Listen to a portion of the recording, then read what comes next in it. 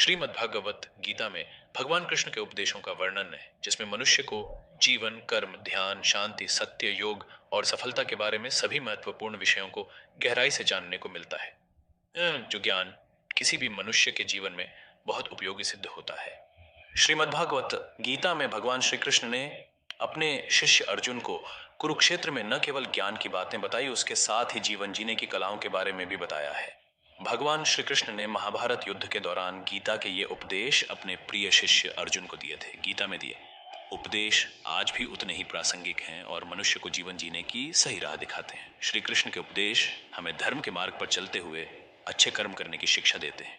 कर्म किए जाओ, फल की चिंता मत करो। आत्मा अमर है, इसलिए मरने की चिंता मत करो। इस संसार में कुछ भी स्थायी नहीं है। नरक के 3 द्वार हैं, काम, क्रोध और लोभ। मौन सबसे अच्छा उत्तर है किसी ऐसे व्यक्ति के लिए जो आपके शब्दों को महत्व नहीं देता। आत्मा का अंतिम लक्ष्य परमात्मा में मिल जाना होता है। धर्म केवल कर्म से होता है, कर्म के बिना धर्म की कोई परिभाषा ही नहीं है। अहंकार करने पर इंसान की प्रतिष्ठा, वंश, वैभव तीनों ही समाप्त हो जाते हैं। जीवन एक मेला है जिसमें सुख दुख के झमेले लगे रहते हैं। हर व्यक्ति के जीवन में एक ऐसा कठिन समय भी आता है जब व्यक्ति निराश हो जाता है।